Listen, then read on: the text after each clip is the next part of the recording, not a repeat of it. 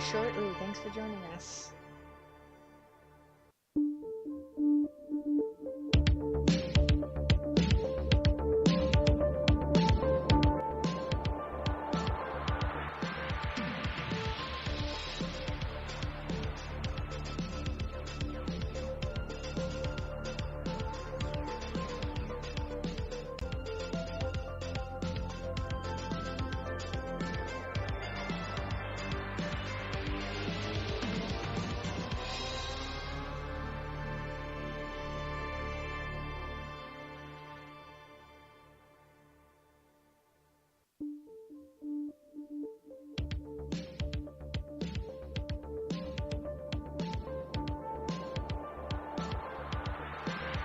Todd Tucky in the house. Thanks for joining us.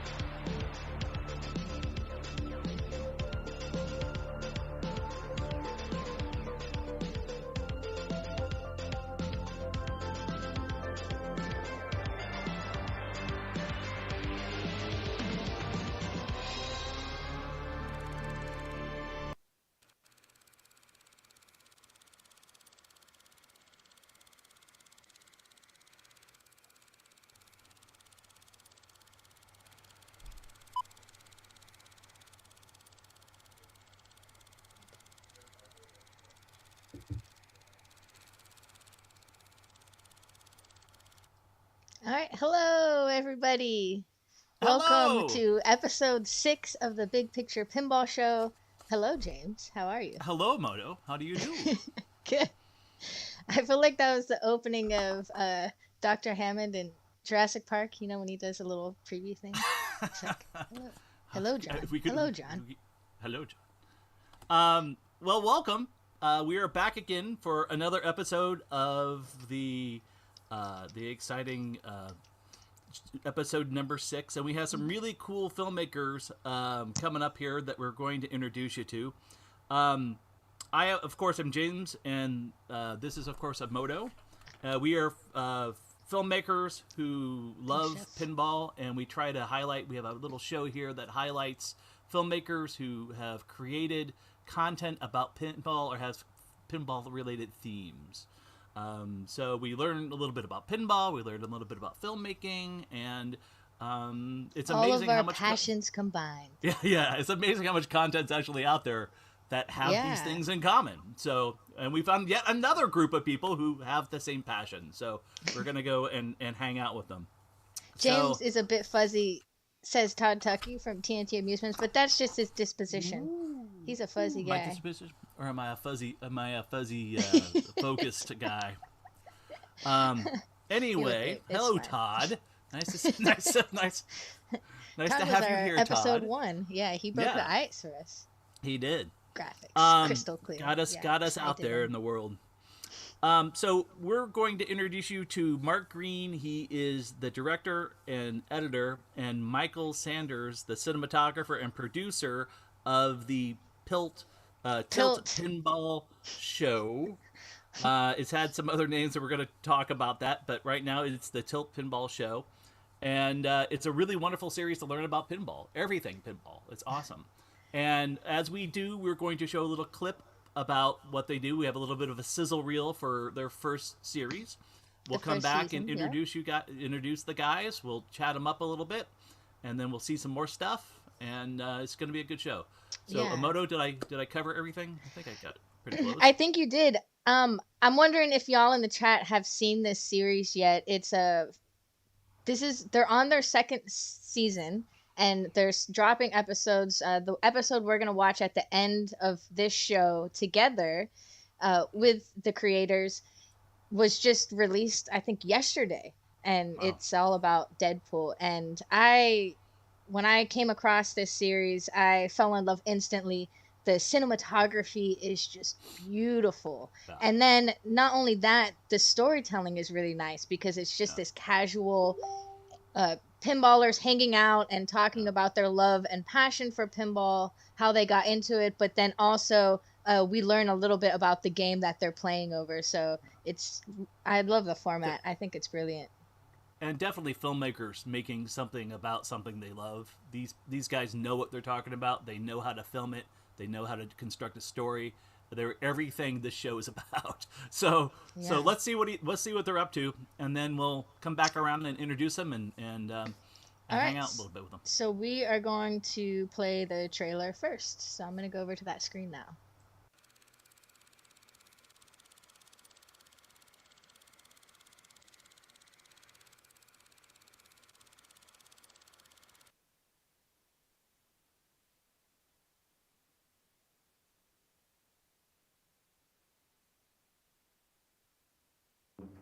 I find there's a lot of nuance that's missed in playing pinball. You do whatever you want. That's just it. You can play pinball however you like, as long as you're having fun. That's really all that matters.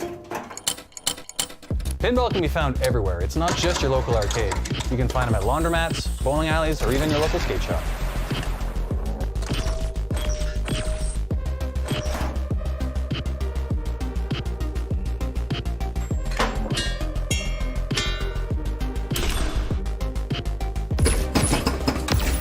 The bright lights, the sounds,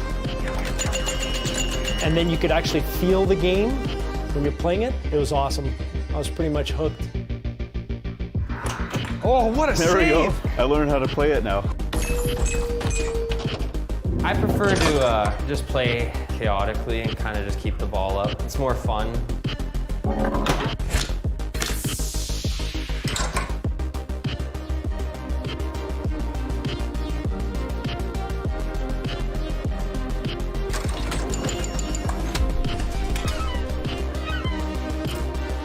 So why do you play pinball? Just to win, or is it just for fun, or a little bit of both? I have to play pinball. That's the right answer.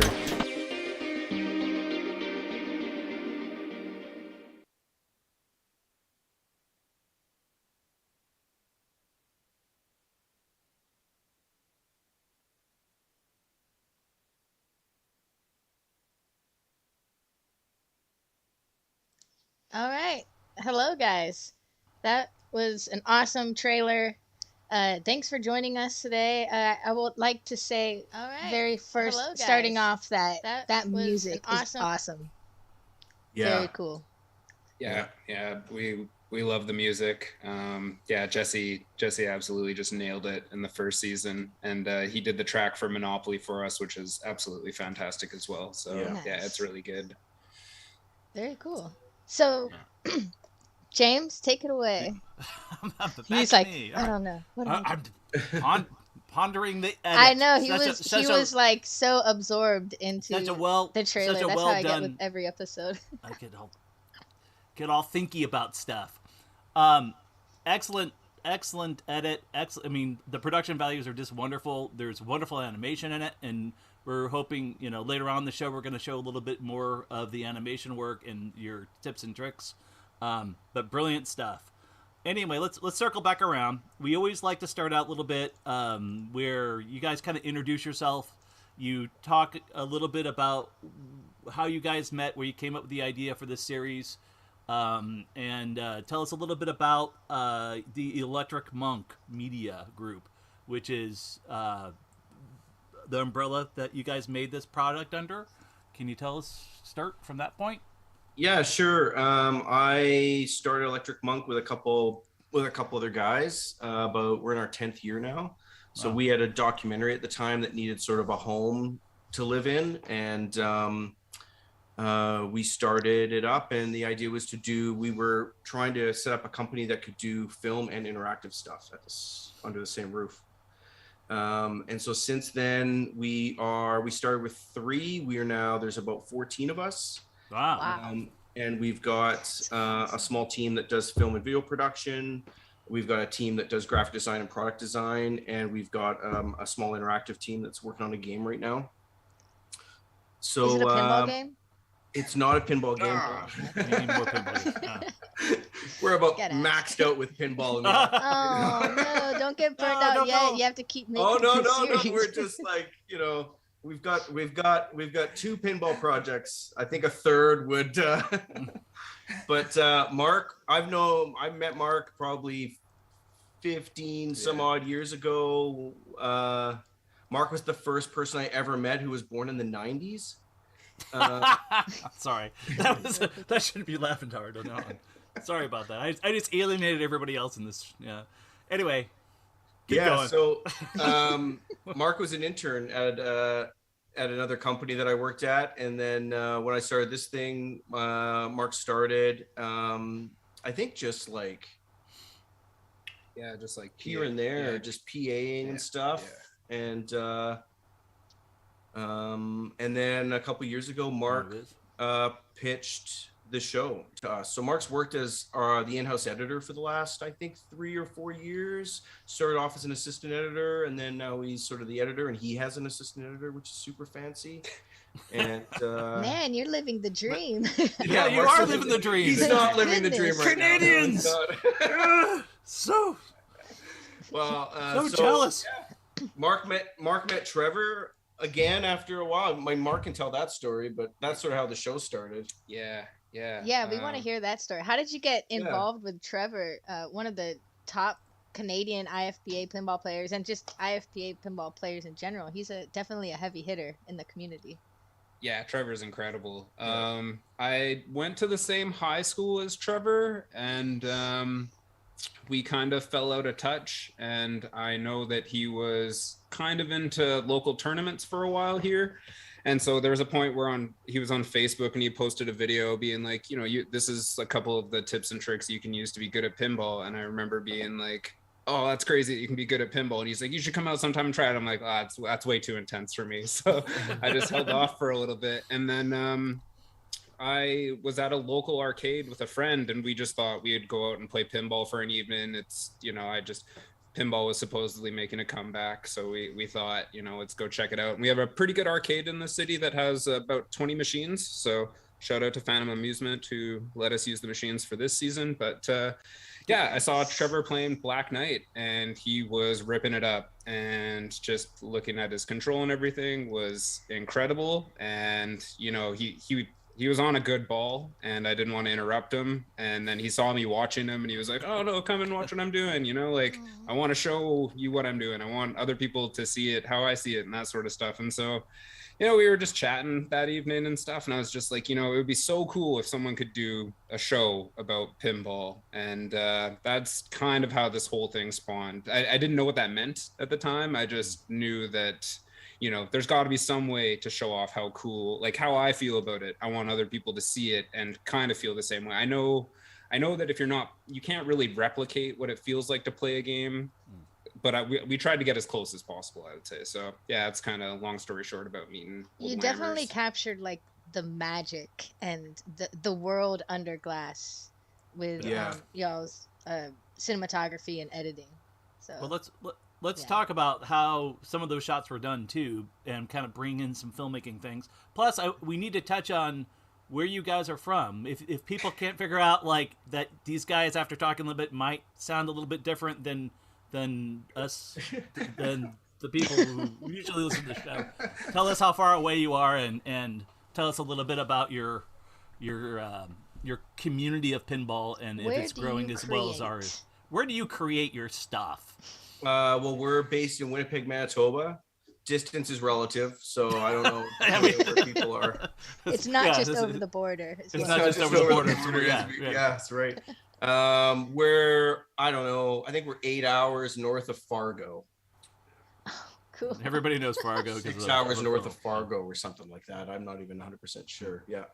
And how big is the community itself? How big is your town? Well, Winnipeg's a city of about 800,000 people. And how many good pinball parlors do you have there? We would have one arcade. Sure.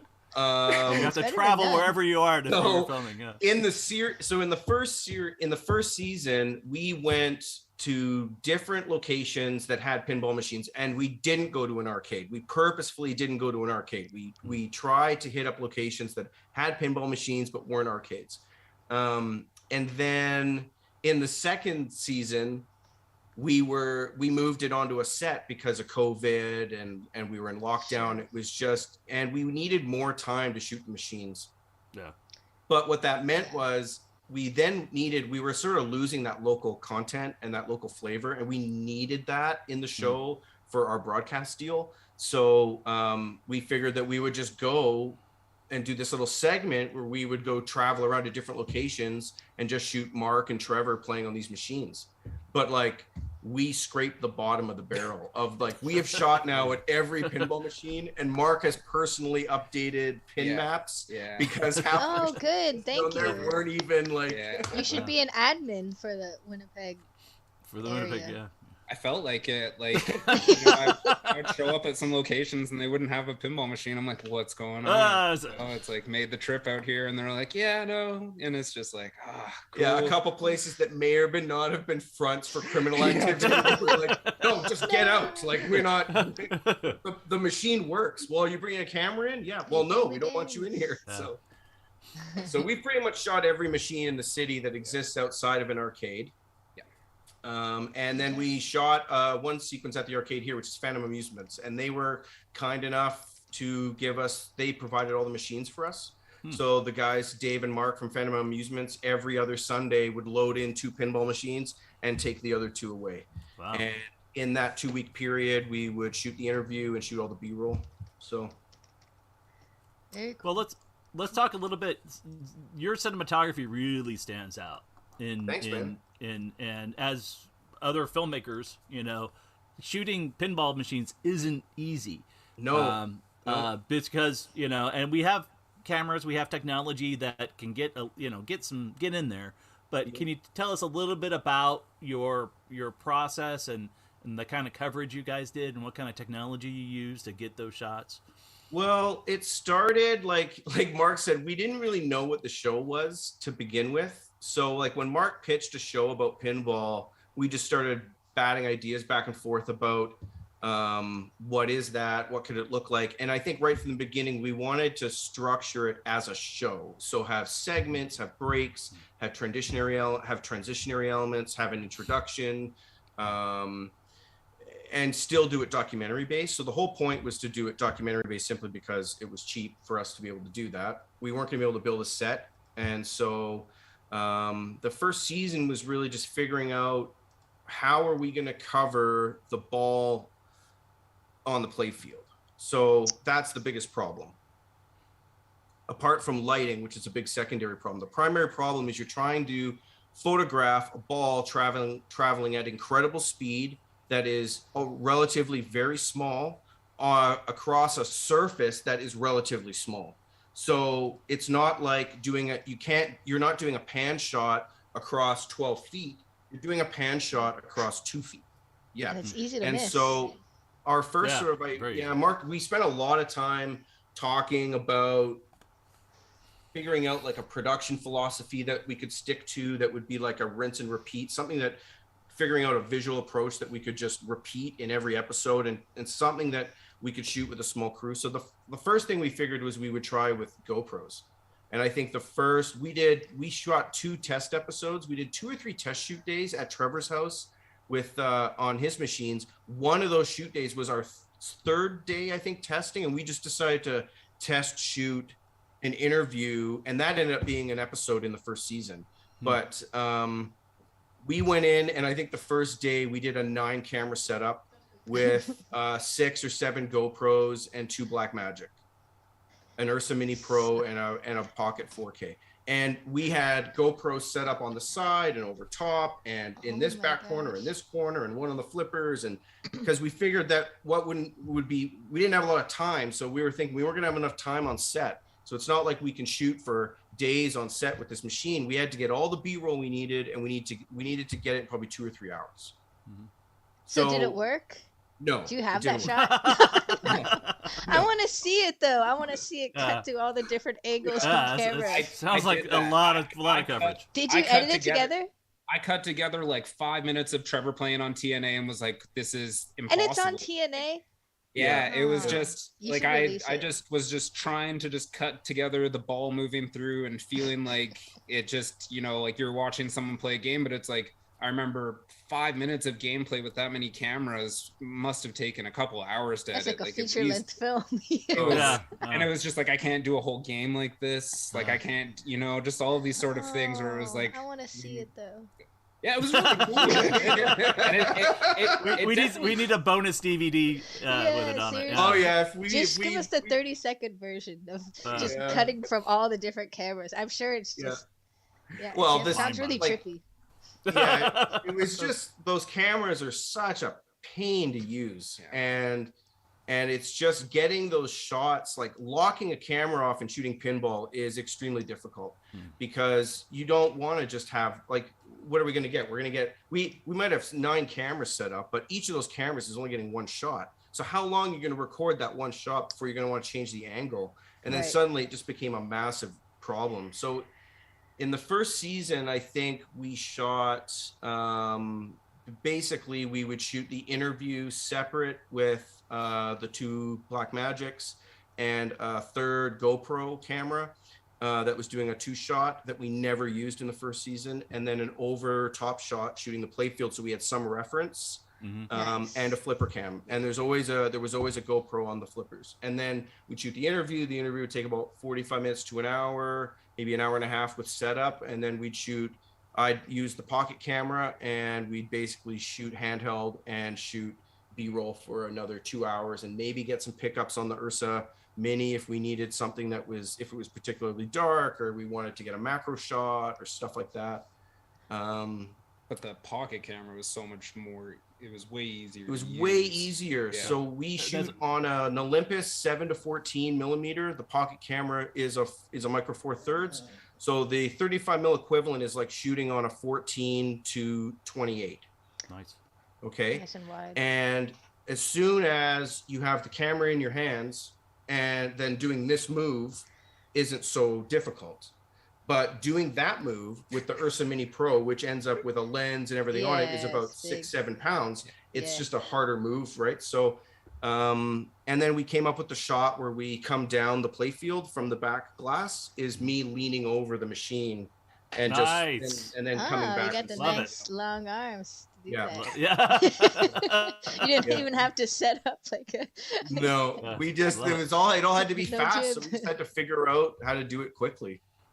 That's cool. One of the questions in the chat was, what frame rate did you guys use to shoot all the slow motion shots? We shoot 60 frames a second for the slow motion stuff. Yep. I think we played around with 120 a little bit. Yeah, I was curious if you went slower too.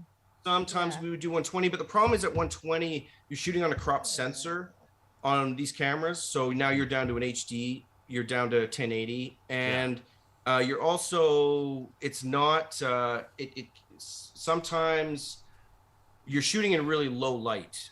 And so those shots can be sometimes a little bit noisier. Yeah. Yeah, makes sense. But in the second season, we went from shooting on a machine for 2 or 3 hours in the first season to shooting on a machine for 2 weeks. So in the second season, we generated about 80 terabytes of footage. How many episodes are in the second season? Six episodes, but we shot 12 machines, pretty much 12 machines, 6 that are in the episodes, and then 6 more that we can cut to as B-roll. They're either referenced or, Are all the episodes 18 minutes long, you said? Or they're all between 15 and 20, something like that. Yeah. And tell us a little bit about your distribution deal that you got for this. As far as, a lot of times we see stuff that's streaming. Was it a Canadian production group? Right, because this is more than just YouTube, right? Yeah, this is more than just you guys. You've got a team, doing graphics, doing some other really cool pieces. Tell us a little bit about your team, how you brought it together, and then the response from the community once you've released it. I mean, obviously you have, tell us a little bit more about your distribution and who's seeing your work. Well, I don't know about. There's a program locally that supports local documentary production. So it's Bell, which is a national broadcaster, but they have a local program in like every city basically. So the first season was sort of a project that we put together for Marc, so that Marc could have, it was a director credit for Marc. It was something that he could edit and sort of be the tip of the spear on. And so they broadcast it nationally last year for us. Wow, and then this year we just sold the second season for broadcast for them too. So Marc, that's incredible. Getting pinball on national TV. It's a little bit of money. Yeah, it's not like a lot at all, but what granting system is. Yeah, it's just do all this for this sandwich. It's not. It's not. It's a broadcast license. It's not a grant. It's a broadcast license. So we sold go right, and but here we have tax credits, so we get a percentage of labor back of our labor spend. So if and we have a budget that's very labor heavy because it's a lot of editing and it's a lot of shooting. So we get a portion of that budget back, but we're still, we sort of invested in the second season. We wanted to keep it going. We weren't sure if we were going to get a broadcast deal. We just went ahead and just did it. Wow. So we'll see if that is. Marc, you should be like glowing right now because that's a pretty good support. Like, the first season was it was such a huge experiment that by the time we were kind of talking about the second one, it was just like, well, we figured out the format. Like now it's just, keep working on it. And so when we made the set at the office, it just made things so much easier for gear being here and the machines being here. And we just, we could leave stuff set up. And it was just, we really felt like we just kind of put the pedal to the floor in terms of everything we had learned from the first season, because the first season we actually thought about doing a high score show. So it was just going to be Trevor going around to machine like this. We knew nothing about pinball when we started. So it was just, we saw Trevor being really good and it was like, cool, you can be good at everything. He'll be good at this machine. He'll be good at that machine. He'd be like, well, it's not like that. And it's like, well, what do you mean it's not like that? And then, we start learning about machines on location and maybe they're not in the best condition, or it's been, the score I put up there 4 years ago isn't going to be the same score that I can put up now because no one's done anything to it. So, that was kind of what we had pitched. Like that was what we were initially thinking as the first show when we didn't really know anything about pinball. And then another thing we ran up against was that all pinball machines score differently. So it's hard to get across what a score means to someone that maybe doesn't know anything about pinball. So then, I think the second season was really good in terms of just like perfecting what we had spent a year in a chunk trying to figure out what even made sense for a show. So no. Well, I think you guys found the real secret of what makes pinball amazing, and it's the people and the community. And so y'all exploring people's passion for pinball, I think you definitely hit the head on the nail on the head. How does that? That's good enough. I think. It's funny too because I was browsing through your YouTube channel for Tilt, which I did drop in the chat for anyone that is looking for it. I saw Family Games asking, and there's one where Trevor it does a speed run beating Total Nuclear Annihilation, and so you can watch some of that too and see like his just crazy good skill and the intensity it gets. Never seen. I highly recommend watching Trevor play. Oh yeah, Scott Denisi, you need to watch that. He does a speed run on your game.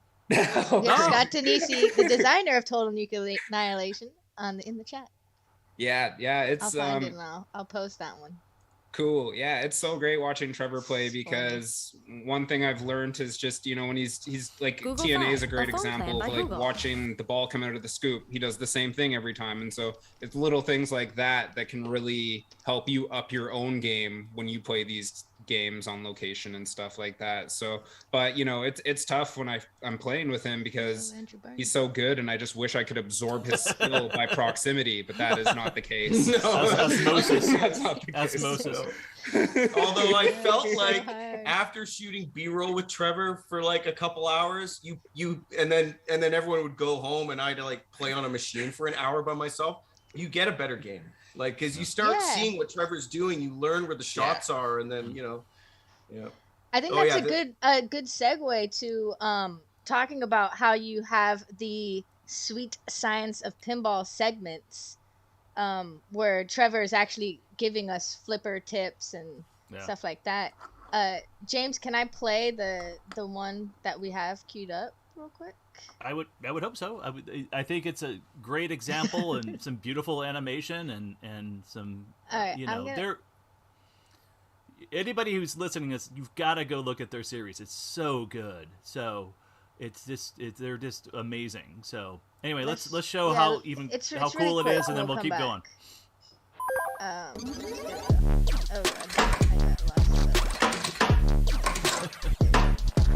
Once you learn how to control the ball, one of the first things you can try to do is a post pass. And that's hitting the ball into the bottom of the swing and transferring the ball to the other side.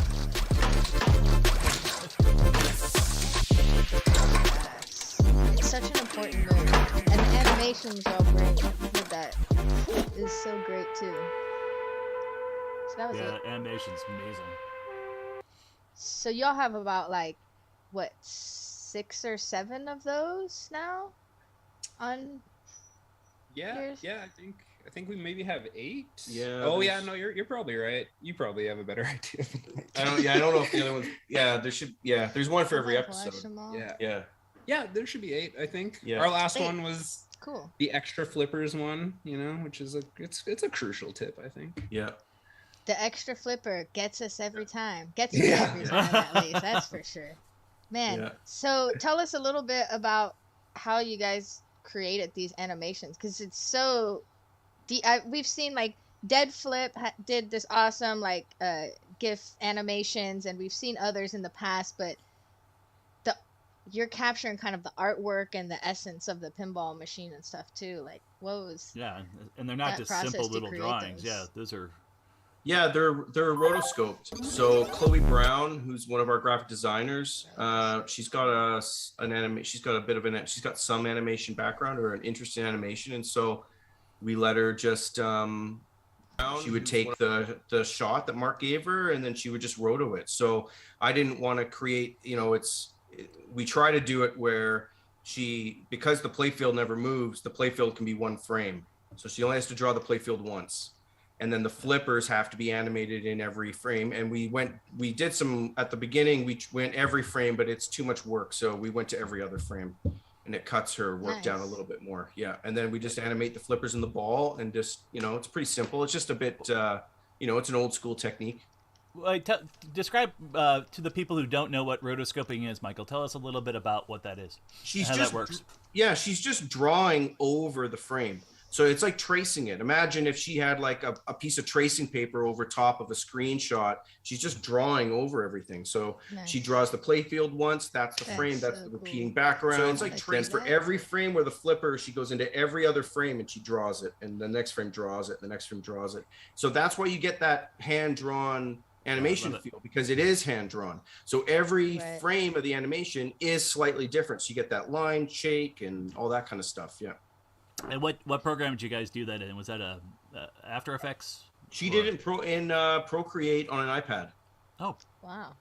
Yeah. It's always it's amazing how many technology. Yeah, it's just totally sick. It's awesome. Yeah, because then she could draw right on the iPad. So she could have the screen and she could draw right on the screen of the iPad rather than, it was fast. Well, it's as fast as possible when you're rotoing, yeah. And efficient and a wonderful, wonderful example. Really good. Really well combined. And the post, the editing, everything's just top notch. Do we have any comments from Yeah, the I people was gonna watching? say, I do have a question loaded up, but for everyone out there that are watching, feel free to drop questions in the chat. Everybody that asks a question on the show today, you will get your name put into a raffle, and at the end of the show, we're gonna do a wheel of names and decide who's the lucky winner for some cool Tilt and Marco pinball swag. So we updated the format in episode 6, so I hope you'll like it. So ask your questions in the chat. One of the questions I have, real quick. Do you want to show what we're going to be giving away? We have a special prize this time, don't we? Oh yeah, do you guys have one of your artwork pieces around that you can hold up? We are giving away something. So they are something graciously giving us artwork from season 2 that they used in behind the scenes on the set, and he's gonna show us which one they pick out for y'all, and then they're gonna ship it to us and we're gonna send it to you. That's beautiful. Oh man. And they're going to sign it as well as have the artist sign it and sign it themselves. So that's gonna look great in anyone's game room or arcade. Yeah. It's beautiful. Yeah. Whatever whoever the winner is, they can pick whatever. There's so many. Yeah, we'll let y'all pick. That one. Now we're upping the ante now on cool questions to send to us so that they could be in their raffle. Yeah. Yeah, that's good. Yeah. One of those. Cool graphics, man. Really cool. Oh, Pinball Princess, welcome. Man, all of y'all are here. Ice Skidoo. There must have been a raid. All you guys dropped in. Thanks for joining us, y'all. Yeah, it's so totally exciting. Do you guys know about this show? Tilt, it's amazing. So yeah, drop your questions in the chat and we'll ask them. One from earlier from Ian was, how much of a script does Trevor bring to y'all? It seems very natural and free-flowing, but there's almost always a theme. Yeah, with all of this, like we do a lot of pre-production for this show. So for the 6 episodes, we definitely had themes for all of them, but it started off based on the machines we had access to, and then that kind of gave us an idea of where we could go from that. So as an example, like the first episode's it's about Pat Lawler, basically. It is Monopoly, but it's more so a highlight on him. And then it's just like from there we kind of just figure out what questions make sense in that episode for those guests. And then nice. Trevor, he gets the questions in advance. He kind of puts them in his own words, and then he just brings his personality to the table, and he does a fantastic job doing it. It does come off really natural because Trevor's just a really nice guy, and he knows, he just, any guest we had on the show, they immediately had a great connection, whether he knew them or not. And we would just kind of take it from there. So there's definitely a lot of planning that went into it. We definitely didn't just get machines and then just kind of go from there. It was, we tried to be as smart as possible, especially since shooting during COVID, there was a lot of things in place where we could only be with people for so long. We could only have people on our set for so long before we needed to take breaks, that sort of stuff. So we really tried to maximize our time of what made sense and what we could potentially cut within our episode, because our interview, we probably record for about an hour and a half, and then that gets shrunken down into a 20-minute episode. Yeah. So really just trying to figure out what we can get from our guests that makes sense for the theme for the episode. Yeah. Marc, can you tell us a little, quick transition. Can you tell us a little bit about, in your bio, I have everybody send me bios so I can kind of look up on them. You had said that you were an Indigenous filmmaker and that you had been working for 10 years in creating films. Can you tell us a little bit about your background, a little bit about that? Yeah, so I got my Bachelor of Arts from the University of Winnipeg here, and my major was in post-production. It was in editing, and Yeah, I've lived in Winnipeg my whole life. And then, yeah, this is a tough question because you asked me it yesterday and I was like, oh, it's such You knew it was coming. I knew it was coming. You knew it was coming. It's just, and Michael's just looking at him like, yes. Yeah, it's, I think from my perspective of what it means for me to be an Indigenous creative is me trying to connect to my roots. And so I'm putting myself out there in my community right now, going to filmmaking clubs, connecting with people, seeing what their stories are. I have a short coming out called Heart of the Melt, where I kind of explore that myself with what it means for the seasons to change here and how, as someone that's Indigenous that grew up in the city my whole life, what it feels to feel connected but disconnected at the same time. Right. So, and I guess answering your question about what I like being a filmmaker for 10 years, for the first 6, it's like I'm just doing stuff on other people's sets, just trying to see if this is the glamorous life that everyone's It's not. Who knew? You don't choose it chooses you. Yeah. So by identifying as an Indigenous filmmaker, I think there's just certain projects in the future where I'm going to try and explore my past that I don't really have answers to because Canada's got a pretty wild history. And I don't know. I think there's definitely a lot of content to explore, especially up in Canada, as far as that as a theme. Yeah.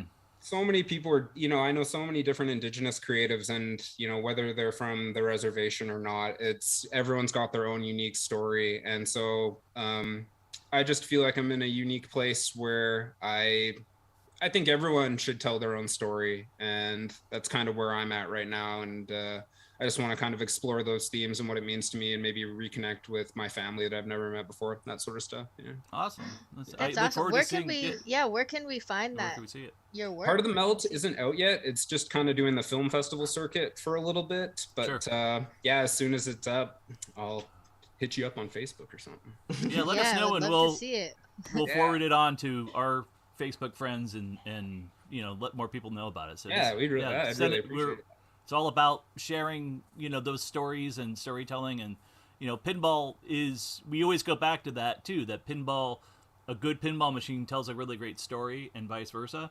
And then knowing those people that can tell that story and work with that story, we feel, that's how we've connected, as filmmakers. At least that's my connection to pinball. I think there's a lot of great storytelling inside, both,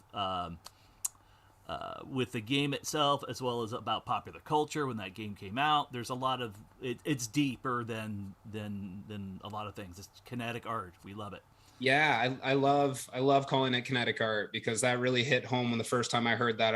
I felt like that was the perfect way of describing pinball, because what I love is that you can have two of the same machine beside each other, and yet they could be so different, whether there's cuts or scratches on them, or the play field's worn, or one's in good condition and one's not. It's, you can play at your favorite arcade and then go play that machine at home, and it's two totally different experiences. And that's why I love pinball, because you're getting a different game every time. Even if you play the same game again, back to back, you're gonna have a different game. It's and I just think that it's fascinating. So your favorite games? That was actually that was one of the questions. I steal. But actually, the question was from Nintendo Remy. What is Trevor's favorite pinball machine? But we want to know y'all's too. Yeah, you can't. Trevor's favorite pinball machine is TNA. We'll let Trevor answer. He already answered that in the comments. He did. Okay, good. He reached out to Steve there. Yeah. Right now mine's Zeppelin. I really like Zeppelin. Nice. It's probably because I just had a couple good games on it. So whatever. It makes all the difference. Yeah. Right, and y'all haven't played Godzilla yet, so. No, Godzilla's premium Godzilla is it's my favorite game now. Yeah, and Gottlieb's Mustang. I should correct. Trevor's favorite game is Gottlieb Mustang. Yeah. Nice. Which we feature in the first season. Yep. That was the test episode we shot where him and Marc had a chat. I don't know. Oh yeah, so that is you in the trailer then, right? Yeah. Nice. Okay. I thought I'm also, so, but I I'm in didn't watch. season 2 as well. I'm in the last episode of season 2 with Trevor. We're playing Infinity Quest. So Michael, we can't leave you out, man. You, I know. you tried What's to your answer favorite? What's your we got to know his pinball favorite machine? game. Yeah, torment him. My favorite game is probably going to be one of the ones from the second season because we just played them so much. But oh man, I know. right? Put you on It's the so spot. hard. I really loved Monopoly. Oh, okay. It was I love surprising, Monopoly. but I had so much fun playing Monopoly, and I got land grab on it, and so it was like the farthest I'd made it on a pinball machine. So that has a little warm place in my heart too. Wait, yeah. what is land grab? I don't get It's it. the wizard mode. Oh, on really? Monopoly, where you get when you get all the properties, then Yeah. you get you get Dang, multiple. you and hit you're the getting- wizard mode in that game? Yeah. Oh my gosh.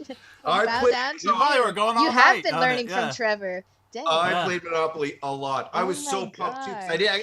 Trevor's the one that told me what it was because he came in the next morning and we were about to shoot B-roll and he's like, "How'd you do on Monopoly?" I'm like, "Oh, I got 39 million and I got this mode where all the things were going around. And he's like, "You got to land grab?" And I'm like, "I guess." He goes, "That's the wizard mode." And I was like, "Cool, yeah." That's so Yeah. awesome. That's Man, great. I that's love why that game. pinball's awesome. Yeah, totally. Yeah. Yeah. very You get that cool. good ball. Another question we had from the chat from SLC Punk is what do you have next for the show? Are you guys taking it on the road? They would love to have you in Salt Lake City. And that was something I was saying too, like y'all need to cross the border. We have so much pinball here in the States and so many Yeah. amazing people that you could do this show for like the rest of our lives and we'd be cool with it. I don't know about y'all, but We were Yeah, joking about I that think a couple there's weeks only ago. so much. I yeah. have a list for you. We So definitely said it was season possible. 3 is that they cross the border. That's exactly what season 3 is. Well, season 2 was originally supposed to be us flying in guests from across Canada, and people that Trevor had met in tournaments and other top players, and bringing them in. But obviously, because of COVID, we couldn't do that. But Right. I don't know. We aren't done season 2 yet. We've got another 2 weeks of finishing. We're in the last like stretch of finishing the last 2 or 3 episodes. So they just need to get graded, and we're waiting for final sound to come back. So it's like we are still sort of in the midst of it. But I think right now our focus is really we just really want the show to find an audience. I think that if the show finds an audience, then I think we're going to reach out to the audience for a third season. So Nice. Nice. I think that we might try to crowdfund something early next year. We have a few ideas of what to do for a third season. They all involve travel. Yeah. So the I road think- trip.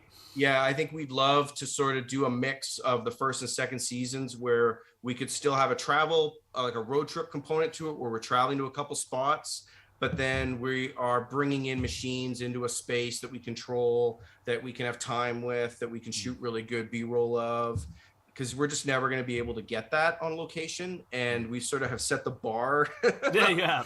high for ourselves right now. So Yeah. Yeah, 2 weeks per machine. That's Well, we would have the machines for 2 weeks. We'd realistically shoot on each machine for somewhere around, like the B-roll is probably about 5 days. And each of those days is probably, it's probably a half day of shooting, because like Trevor can only play for so long before he's completely burned. And I've done, and then it's 4 hours, 2 to 4 hours of camera yoga for me. So it's like holding a 5-pound weight out in front of you for a few hours and moving around. So, but Trev's a champ. So like part of the reason why the show looks as good as it does is because Trevor can hit the shot over and over again. And if we need coverage of that ramp, Trevor can hit that ramp for me 3, 4, 5 times in a row. And he would always get kind of down on himself for misses, and I have to remind him, misses are good. We need misses in the show. We need drama in the show. So a miss on the ramp is fine. So if he hits the ramp or doesn't hit the ramp, it's a shot either way. So you guys but ever his- just take the glass off and No, cross the Yes, ball? that was a rule. We never took the glass We have a off. rule. Really? No we one's never gonna took the know. glass off. It's movie magic. Well, yeah. Gotta You'll set cut your rules. production time in Once- half. Once I'm the just kidding. glass comes off, it doesn't wow. look the same. It doesn't look the It doesn't same. look Oh, the No, same. you yeah. add the glass back on and after. Come on. Post. Yeah, just make a layer on it and post. Yeah. But We're on a down schedule here. I'm an assistant director. You guys are taking too long, dude. but the one trick that we did have for the second season is we would wrap the back glass. We'd wrap the backboard in black fabric, so Nice. we wouldn't So get you don't have the reflection reflection. in the Yeah. playfield. Yeah. Me and James were it's actually talking about that earlier, like tips and tricks on how to shoot the pinball machine because of all the lights coming from everywhere. Yeah. Yeah, So it's hard The to have environment you're in is important too. Yeah. a good balance of the lights on the board, obviously the back glass, as well as seeing the artwork on the table. It's hard. It's really it's incredibly hard. hard. Yeah. I mean, each episode goes through. We grade each up. Like I'm doing a lot in post on each episode in the grade too, depending on the machine, depending on how it's lit. Sometimes some machines, the middle of the playfield is really dark because no one cares about how it photographs. You know what I mean? Like Deadpool is actually a pretty dark machine in the bottom third of the machine. It's very dark. And so on the Deadpool episode, we sort of cheat every now and then. Sometimes I push the exposure a little bit more if we're just seeing the bottom third. And other times if we're seeing the whole machine, I have to really balance that a little bit more because the top of Deadpool is well lit. The bottom of Deadpool is pretty dark. Yeah. Are you doing? You're shooting with Blackmagic pocket cameras, right? So yeah, we shoot on a Blackmagic. We shoot on 2 Blackmagic Pocket 4Ks and an Ursa Mini Pro. Now, are you doing the grading in DaVinci? Yeah, we grade in DaVinci. We shoot 3:1. We don't even shoot full RAW. We shoot compressed RAW because it's just the raw files are so huge, and we're already shooting 60 frames a second for the most part. So. No, do those raw files give you more latitude in your grade though too? Incredibly more. Oh yeah. Okay, I'm just getting there. I've got the Blackmagic, but I gotta get the computer up to snuff. Oh yeah. So I'm looking forward to getting into those grades like that. That's really. Yeah, you really, still have really to be filmmaking. smart. Yeah, like you still exposure's everything, right? It's still fundamentals. Good exposure, the right camera settings, the right lens, the right sensor, all that kind of stuff. And the lighting, but. Yeah, the RAW saved our butt a lot of times. What kind of lenses are you using? You said. Well, most of the B-roll is shot on an Olympus 7-14. It's a beautiful lens on the pocket camera, and at about so it's a 14-28 equivalent. If you're at about a 20, so a 10 on the lens. If you're at 10 millimeter on the lens, there's almost no vertical distortion on the edges. It's like lens is way nicer than it has any business being for the price that it is. But secrets. You learned the secrets here from the filmmakers, for all of the 5 people that know what we're talking about. Yeah. So. And then we shoot on in the chat. And then so we use that camera for the 2-shot. The interview is shot with that as a 2-shot, and then the 2 cross shots are Canon lenses. We use Canon glass. Nice. So we use so we use a 24-70 L and a 24-35 zoom. Yeah. Oh yeah, the 16-35. No, we use a Sigma art lens. We have a 24-35 Sigma art lens, which I love. Yeah, that's what I'm using, and I love it. Yeah, I was gonna say it's a bit heavy, but it's a really really nice lens. Yeah, it's crisp. Yeah, I'm using all the Sigma lenses and love them, but Sigma again, they're nice. they're affordable. Yeah. But beautiful family lenses. games. Me too. Yeah, thank you for that geek. I enjoyed it. Yeah, that was awesome. One of the questions in the chat was, who was your favorite guest in season 2, and why was it Eric? He already answered the question. Eric's episode hasn't come up yet. Yeah, Eric's episode is they play Bram Stoker's Dracula. Ooh, that's such a good game. I love the that skill game. shot's fun. Yeah. Video mode. I love all our guests for different reasons. It's like your children. You cannot name your favorite. They're all good. What was your favorite pinball machine to shoot so far? To actually shoot. To shoot and edit. I really like Deadpool because I thought I could have fun with it. It felt like a fun edit. I tried to capture the spirit of that machine as much as possible. When it starts getting to stuff like Infinity Quest and Dracula and whatnot, we had a lot of problems because at the back of the pinball machines, ramps just cover everything that's going down under there. So I would say those ones are the hardest ones to shoot, but I don't know about a favorite one to shoot. I think Whirlwind was my favorite to shoot. That's a great game. Because for a couple reasons. One, it's a simpler machine, and it felt like we were just in the zone. Like that was our 4th episode that we shot. Like the episodes are released in the order that we actually shot them. But Whirlwind just felt like I was in the pocket, and I had had 6 weeks of exercise at that point, like doing all the, so I felt like I had a lot of fun shooting Whirlwind. The hardest machine was Dracula, and Avengers. Avengers was really tough to shoot. Yeah. Was it the Avengers Pro or Premium? Do you know? Does it have a little like under? Yeah, it doesn't have like that little ramp on the right that feeds to it. It didn't have that, so I'm pretty sure it was the Pro. Yeah. Nice. So here's a tough question. Our next filmmaker we have coming up actually, I guess, created a movie and then created a pinball machine for his movie. So if you were to create a pinball machine after all the stuff that you shot, what elements would you include that would be the most fun to see in the edit? Obviously, you were saying ramps are tough to shoot, so you probably would avoid doing that. Well, ramps aren't tough to shoot, but we wouldn't shoot a movie the same way.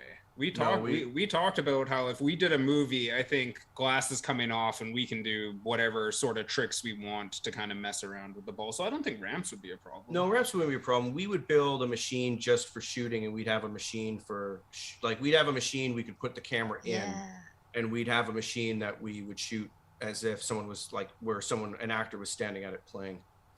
But I think like an old EM kind of makes sense in terms of I think EMs look really nice. They're nice and clean. I love shooting EMs. Yeah. Actually, I should. Star Race was you're on like. the right track.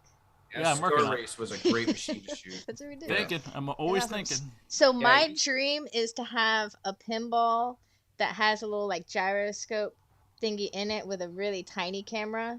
So then the pinball is the camera that can like go through everywhere. I didn't say stop motion everything. Just I think like the Pinball 101 DVD, which is like back in like I don't know when they made that, a long time ago. They had a little like race car thingy that they were playing.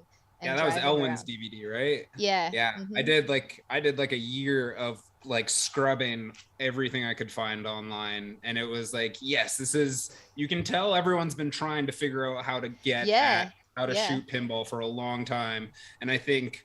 Now that technology is like more accessible by the consumer, it's a lot easier, I would say. But for sure, I definitely know what you're talking about, and that would be a really cool shot to pull off if it didn't make you feel sick. Right, which is why it has to have the little gyroscope thingy on it, so it stabilizes it or something. VR pinball, where you are VR the pinball. Oh god, I think I am good at though. I need some Dramamine before I play. Awesome. Let me see if there's any more questions in the chat. I think we're about time to watch Deadpool, their latest episode together. So everyone stick around for that. But we kind of covered this earlier on, but since a lot of new people joined in from Open Container. Oh, that's funny. Does this series air or stream on TV? And then the second part of that is, how has this show impacted the Canadian pinball culture? Like, do you think you've made an impact with this series? My friends are really into pinball now, and they weren't before, so I feel like it's a step in the right direction. And it is publicly broadcasted, right? It is publicly broadcasted in Canada. Yeah. It's not publicly broadcasted. It's available on Bell's streaming VOD network. Oh, cool. Yeah, so you have to pay for it, but you have to be a Bell subscriber. It's free if you're a Bell subscriber, but they only have a 1 month exclusive window. So we put it up on YouTube a month after we it was broadcast. Yeah. Gotcha. Because that broadcasting is a real. So we're getting the slappy seconds. Well, but Over in here the at second stage. season, we put it up first, and they still Oh, took it. yay! Yeah. But we don't. Yeah, everyone it's subscribe just, to it. it's a closed loop. We'd rather, like, we don't have any contact with the people that watch the show on Bell, but everyone that watches the show and comments on YouTube, we connect with. So, yeah. Nice.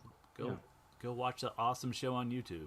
And please subscribe. Yeah, subscribe. And See like new content. tell your roommate or your mom or your dad or anyone. Just tell someone. Tell some guys at the arcade that don't care. That'd be great. Yeah, no, they all care. They all care. This would be great content to just put on the screens at like bar arcades and stuff. And like I think last night I was kind of thinking about how this feels like it's like the apocalypse now of pinball shows in terms of like the footage that's in the show is just the tip. Like, like we have so much. We have a lot of footage. We still have all the footage from the first season, the making of DVDs, it's pretty crazy. But I definitely thought that like playing in the background at a bar is like art it feels like it would suit some places. So yeah. Well, at least you could do just something for the skill shots and the different techniques that you did. The animation clips are just wonderful. And I'm going to drop the YouTube link again in the chat for everyone that's just joining. Please check them out and follow, and then stick around because we're going to watch their latest episode together, which features Deadpool Pinball by George Gomez. An amazing game. Let's pick up the last questions and then give away our prize. And do our random generator. And see who's the winner, and then we'll announce our next ready. episode 7. All right. You feel like you got all I added all the names of people that asked questions in the chat, and then I'm going to pop up the little raffle thing. Let's see. Are you guys still there? Look at my wheel. That's so funny. All right. So we're going to spin the wheel, and we're going to see who gets to win some limited edition Tilt Pinball artwork, as well as some Marco Pinball swag. And for those of you still waiting for your giveaways from previous episodes, I got you. They're coming. We're finally finished with show season for us at Marco. So y'all's orders are coming in. All right. Ooh, can you hear it? No, it was awesome. Ding, ding, ding. Oh, is it gonna be Erico or Nintendo? Erico! Look, it's your friend. You don't even have to ship it. Oh, wait, you can't see it. Hold on. So, Erico 201 wins. Do it again. Spin it again. No, really? You don't want to give him? We'll give Eric a piece of art. You can send him some Marco stuff, but you should spin it again. Let's have another win. Erico, I'm going to write your name down, so we'll send you some Marco swag. But we'll spin it again and see. I'm going to take his name out. Yeah, we'll just go to his house and give it to him. Yeah. Nice.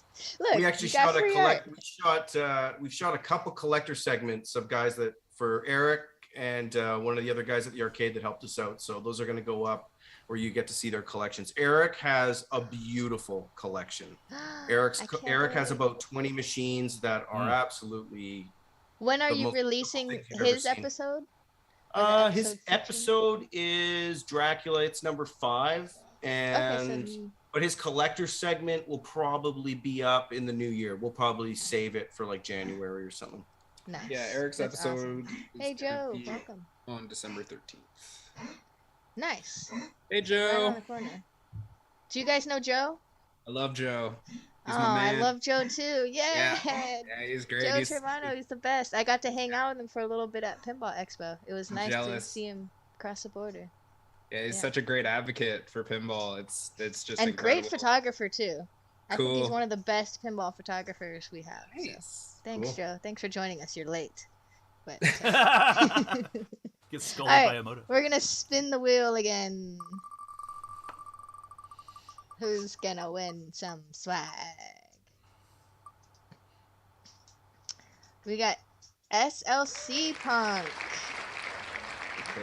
2113. So congratulations. So for both of y'all who won, send me an email at marcotv@marcopinball.com. Sorry, my dog's coughing in the background. I'm gonna write it. Does he want to pick what one he wants if he's still in chat? Yeah, you wanna pick SLC Punk? You wanna pick which art you want? He's gonna pick the one that Eric wants. Okay. Okay, he's up there. Okay, so 1. Ooh, all right. Ooh, number 1, ramps. 1.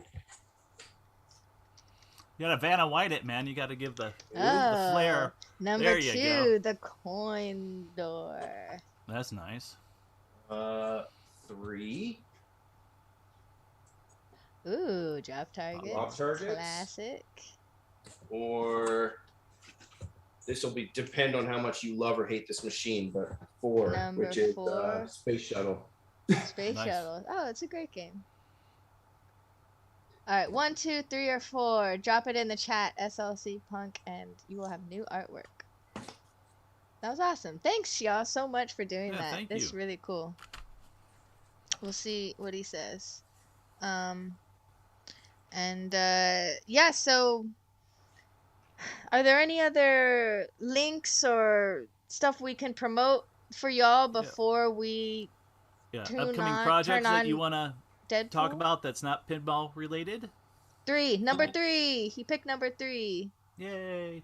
Cool. I'll let Mike plug whatever he wants, but for everyone watching, we would just really appreciate it if you just subscribe to our YouTube channel, because that's really gonna help us expand in the future. And yeah, that's all I'll say for sure. Awesome. And I will drop that link in the chat again. Everyone should be subscribing. Just subscribe. Pinball Grams, thank you. You're the best. All right, pick number 3. Wanna plug anything? Targets. I don't know. I think we'll just plug pinball. Oh, and SLC Punk has been a fan since season 1. Oh, thanks, man. Well-deserved win. Now you have artwork. All right. Cool. Oh, Family Games wants to know if they can purchase the art anywhere. Well, we will in the new year. We're gonna look at maybe doing some merch. We'll see if there's if there's an audience, if we, if there's a lot of love, which there has been in the second season so far. We've seen a lot of growth. So Yeah. yeah. Add we're it to thinking your for that. crowdfunding campaign. Yeah, Make we're it a thinking tier. we've got a ton of art. We've been talking about maybe doing like like a Blu-ray or a DVD set of the first 2 seasons. That kind of thing. Nice. I'm still old school. I love a good DVD, especially if it's signed. I'd love to put a DVD in, listen to all of it, all the background stuff, all the different ways I can listen to it. Oh yeah, So man. And old school. For us, it's like we feel like it's a physical game, so we should do some physical media, right? Yeah. Yeah. I miss collecting physical media versus collecting something on a hard drive. Yeah, you can do the whole Scott Denisi from TNA style and make mixtapes onto like tape cassettes and vinyl. Yeah, he made vinyl. Yeah, Yeah. that's awesome. Yeah. That's awesome. Vinyl's back for sure.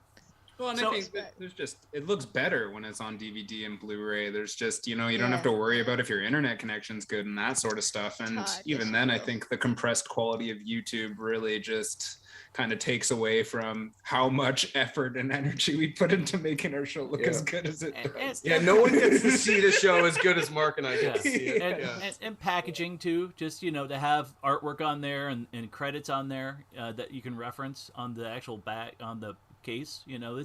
I miss albums with where I could read the backdrop. I know I'm old. Well, So I like physical media.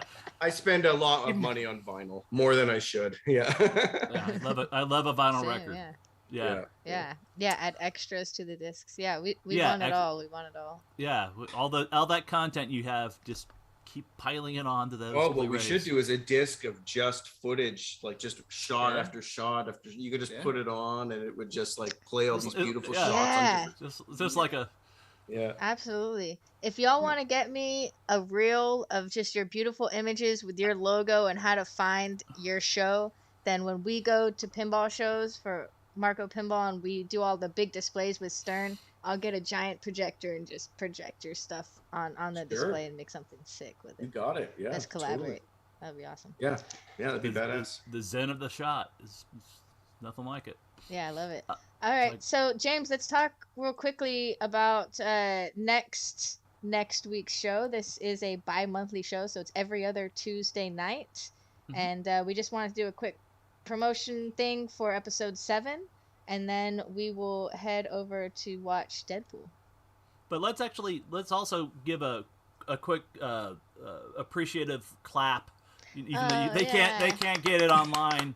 You did great. You know, think of all those people clapping us, online but thank you very much for coming out and sharing your wonderful to their work. channel. Subscribe to their channel so they'll make us more awesome content, please. Thanks for putting up with all of our weird little questions and little rants and raves. Oh yeah, so they're clapping. But yeah, you got claps. So, you guys are really nice, and we really appreciate you guys coming down and helping us out with our show. So thank you. Oh well, thank you guys. You guys have been more than kind. Yeah, it's been great. And we hope to see you out there next time we're in Canada. We'll hunt you down at the pinball parlor. We'll probably see you in the U.S. before you see us here. You're not coming to Canada. We're going to Winnipeg. Well, come on down here. We have all kinds of cool conventions and stuff. Yeah, I just need like a snowmobile to get there, right? Yeah. So do we have the graphic for Joel? Oh yeah. Oh, it's trailer sign. Yep. So next week, Tuesday, November 30th at 8 p.m., we are going to be interviewing Joel Kaiser. He is a filmmaker and James, you and your typing. He's a pinball enthusiast and creator of Popcorn Landfill. It's a feature-length narrative film and has nothing to do with pinball, actually. However, he became a homebrew pinball creator and decided to make a pinball machine based off of his movie. So he did a little role reversal there. So he shot his movie, created it, and then he created a custom game about his movie as part of the promotion. So super cool. We're going to talk to him and his process in creating his own custom game, and talk a little bit about his movie making process as well, and see what's next for him. So that'll be a good episode. Put it in your calendars, y'all. And hopefully I didn't mess up the date of that one too. So it's on the 30th. Maybe. November. We'll see. If not, it's Hello, streaming. Pinball Mayhem Ed. You know Joel. You got to hang out with him in the line of custom games, so we'll have him up in a few Pinball. I love a good pinball. Pinball, y'all. All right, so we're gonna head to the Deadpool. This is episode 3 of season 2. And it's just released 1 day ago, so hot off the press. Do they guys want to? Yeah, do you want to give us a little bit preface? About it? Yeah, how long is it? You know, what are we gonna watch? I don't even know how long it is, and I just watched it yesterday. 18 minutes. Yeah, it's 18 minutes. Yeah, 18 minutes. The guest in this is Jill Hisco. She's a great female player here. I think she plays in both leagues. She plays in mixed and the female league. I think the past 3 tournaments or past 3 ladies nights they've had here recently, she's placed first every time. So she's definitely giving everyone a run for her money. But yeah, Jill's awesome. She's a really cool on the fly player, and she's got great accuracy. So I think that's a really cool, deadly combo to see someone that can play on the fly, but also hit the shots that they're trying to make. So yeah, it's more of a casual conversation just about, the differences between play styles between people, whether it's, flow play style versus controlled, the differences and how people nudge, that sort of stuff. It's a very personal episode, I think, in terms of trying to figure out your own play style. So yeah, and then it's Deadpool, so it's, it's kind of funny. It's such a fun game. I love this game. All right. So that's it for this one. So all right, we'll see you all in the chat. We're not going to come back after this. Thank you all again so much. And yeah, we'll see you in the chat and hang out. And then everyone on Twitch, hang around because we'll go share the love and raid another streamer that's online. And then Mark and Michael, you're going to hang out in the chat maybe too. Fliptronic if they... Yeah, we'll hang out for a bit. Yeah, totally. Okay, good. So that's it. Bye. Thanks for having me.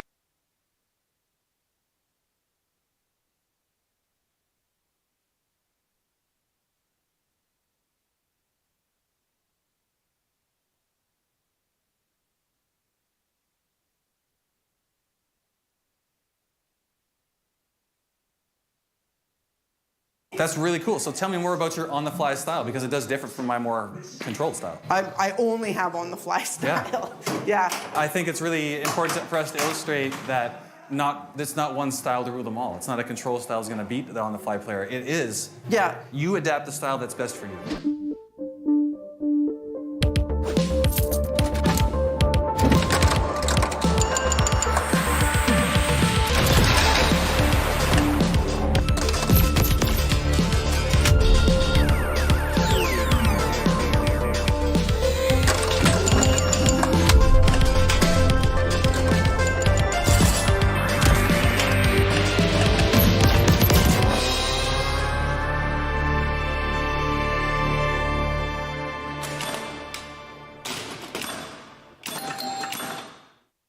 Ninjas, dinosaurs, sharks, and more are the hallmark of Stern's Deadpool, designed by George Gomez. In this episode, we dive into the physical side of pinball: nudges, bumps, slaps, and stances. Our guest is a fiery competitor that shoots on the fly, and she's ready to add a few tricks to her tool belt. Let's get flippin'.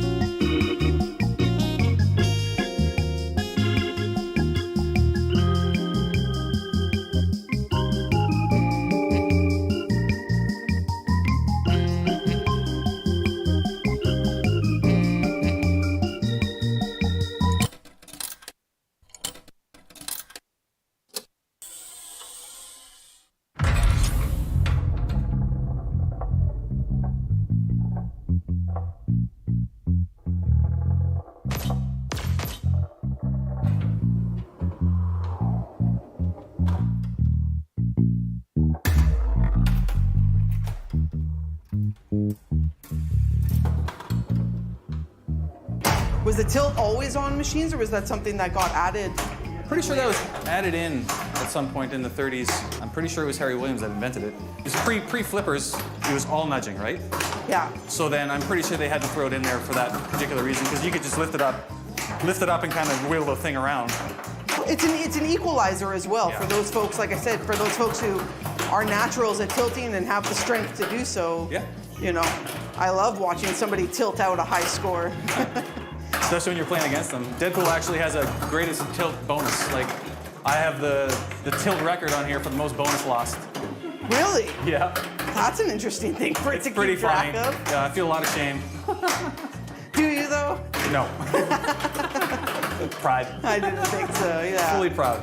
I don't really do the tilt though. That's one of the things I'm trying to learn to do, but I feel like I don't have the upper body that some of you boys have. So when it comes to nudging and making those decisions, it's 100% dependent in the moment. Like, if I want the ball to go a certain way, I have to impart that kind of... Yeah.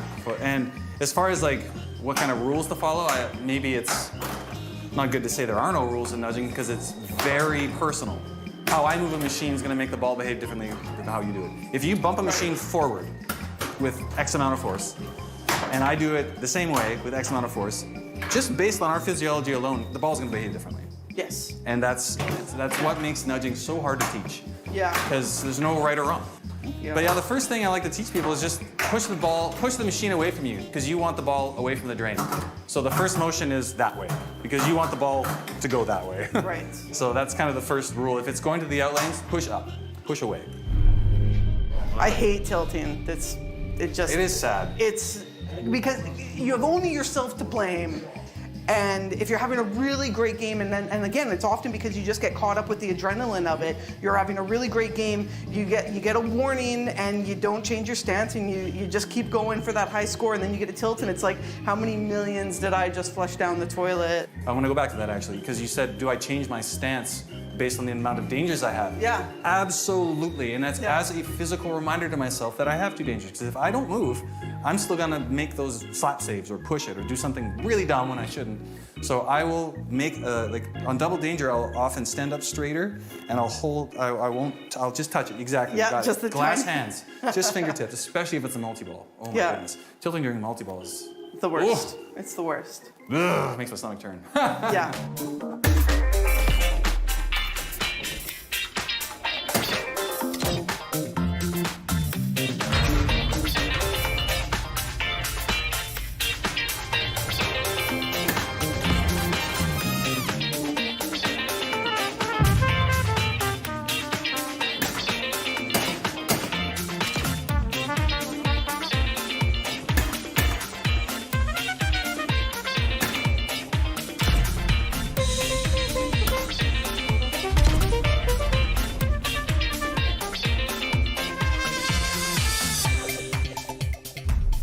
Do you feel like, does the slap help in any way, or is that just your style? When I slap it, I'm moving the flipper 0.5 millimeter in that direction.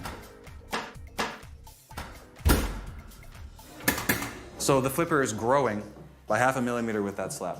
Interesting. And a little bit of a tilt, I guess. So a Yeah, little like bit of I'm not manipulation just, of the it's not machine. just a little slap. Like I'm actually moving the machine a visible amount.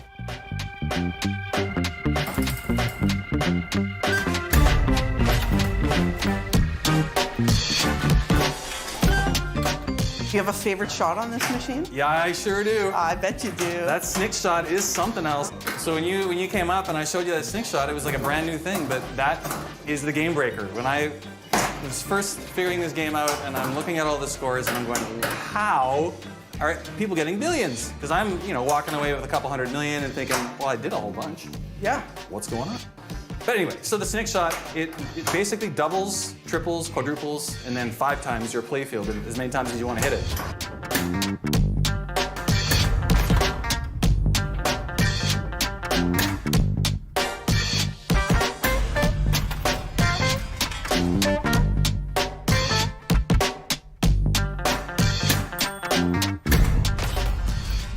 Do you have a preference between playing a game like Deadpool that's based on a franchise? I like original IPs in pinball, probably because I've just been around it my whole life.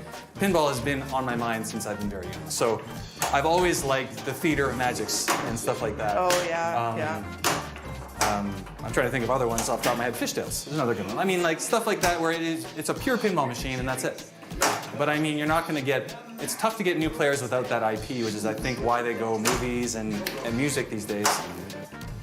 Curb appeal is really important to pinball. People aren't going to put a coin into a machine unless they like the way it looks or sounds, because you don't flip it until you put money in it.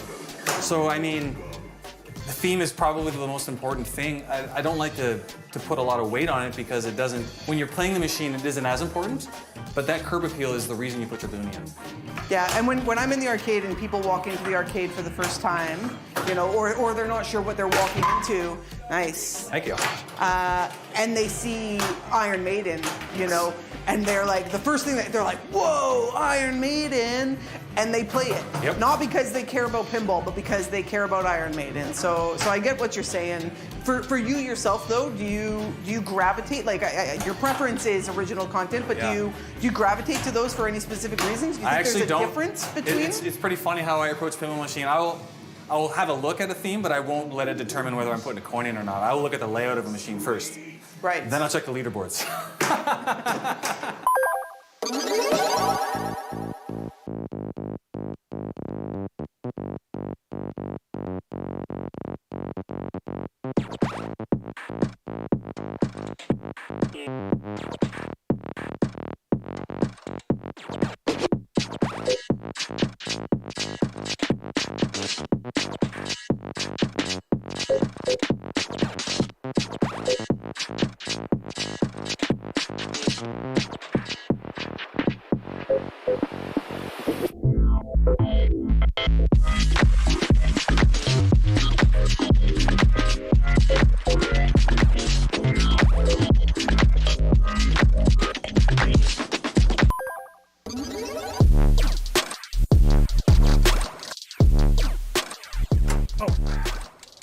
Mastered the art of lock 1, 2, and 3, but multi-ball ends in a blink? It's time to bust out some air defense. If you have one on the flipper and spot a ball heading to danger, aim for a ricochet and try to keep it alive.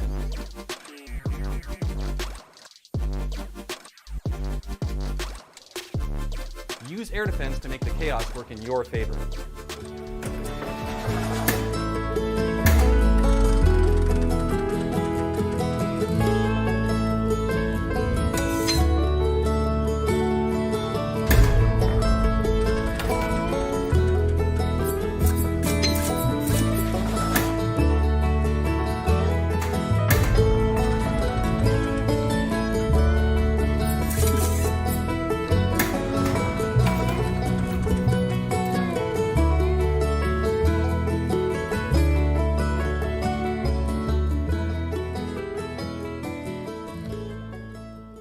I find the thing that I like, instead of tilting, and maybe it's, certainly doesn't always apply because it's mostly just on multi-ball, but the way that I like to do it is using the balls against the balls, as opposed to holding, like so many people stall it and hold it when they're, they've got the multiple balls going on, they'll keep two on their, that's your strategy, right?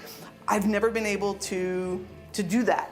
I've always wanted to just keep the balls rolling, and I'll just use them to, keep them from going down the gutter as much as possible, aiming at other balls. That's really cool. So tell me more about your on-the-fly style, because it does differ from my more controlled style. I only have on-the-fly style. Yeah. I think it's really important for us to illustrate that it's not one style to rule them all. It's not a control style is going to beat the on-the-fly player. It is. Yeah. You adapt the style that's best for you. It was actually quite gratifying watching the first season of your show, and you did an interview with a guy at the Goodwill, and he was talking about how, I can't remember what his name was, that he just likes to come in and just fly, just let it fly, and don't think too much about it, and just keep it going.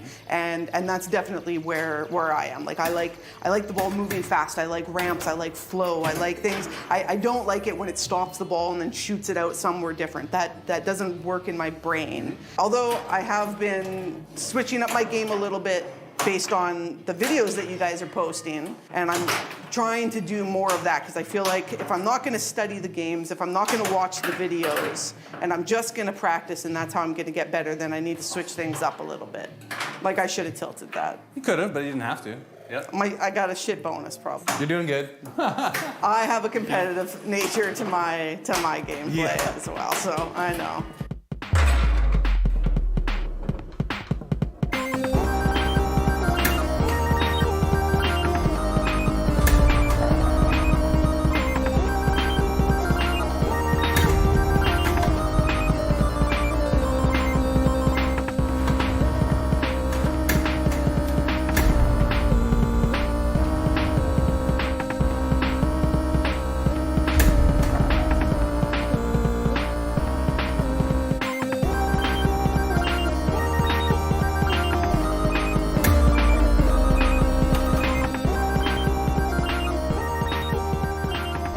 Consider yourself a competitive pinball player? I'm definitely competitive, but I know that I don't take it quite as seriously as lots of the guys, and so I'm not going to be the best, which is hard for me because I want to be the best. But to that end, you've played in both the women's and open league. Like you had success in kind of, I would say, all levels of local tournament play. Like you can hold your own against whoever wants to hold your own against you. That is something, I didn't realize that until, and maybe that's why I didn't join the mixed league right off the bat. I only joined the mixed league last season, but the women's league just seemed a lot more welcoming, and I knew people that were there, and so I really enjoyed it. And then I participated in some of the mixed league tournaments, and I think the first tournament that I participated in, I got third place, and that felt really good, and I was like, okay, I can compete on this level because I'm a very competitive person, and if I'm not one of the best, I'm probably not going to participate. Yeah, I'm not a sore loser. Well, I mean, I'm 40 now. I'm close to 40 now. I feel like I'm slightly losing my edge, and so I need to get used to, not being quite as young and able. But I don't know. I think experience plays a pretty important role in pinball. I think the more you play, the better you get. So I don't think age is, apart from maybe reaction time, I think age can actually be a benefit. But man, do I hurt after playing for a long time, and I definitely don't take it easy. Like it's, when I'm gripping the machine, I'm gripping the machine. I get, calluses on my thumbs from holding the metal edges, and my back starts to hurt from the lean over, and no matter what I do to try and change my posture to be, better, it doesn't work. It's a physical game. It's not a video game, it's a physical game. And it shows, like when I'm approaching a machine, I like to take an athletic position, and people chuckle when I say that. Like, take an athletic position, ground yourself, bend your knees. Like, you really want to be in a comfortable position and be ready to move around.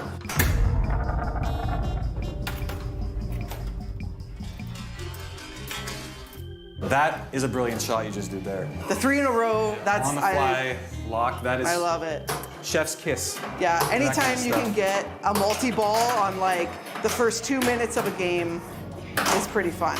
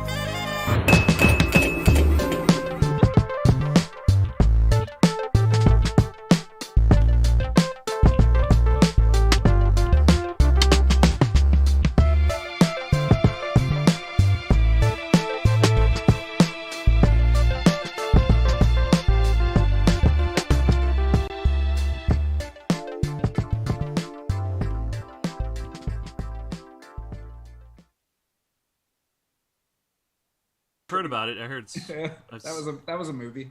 That's good. Did you see Green? I really love Green Knight. Yeah, so did I. A lot of people were like bummed about it, and I was like, "This is awesome. This is so beautiful." Some people it's don't too like meditative. movies. I think. Some people don't like movies that they're telling the story to themselves. They don't like that. Yeah. I thought it was great. I liked it. Yeah. So Lamb, I have not seen. Pig was great. I'm glad you guys like Pig. I'm glad you guys like Dune, of course. Oh yeah. So it sounds like you have a similar aesthetic that I do, and I hope you guys learn about when we get into our production. It's all about funding now, of course. Yeah. But we've gotten to a point where we're reaching out to funders for a Moto Nice piece that we wrote called Skillshot Baby, and I think it's better than your normal rom-com. But I think it'll be fun and hopefully get people into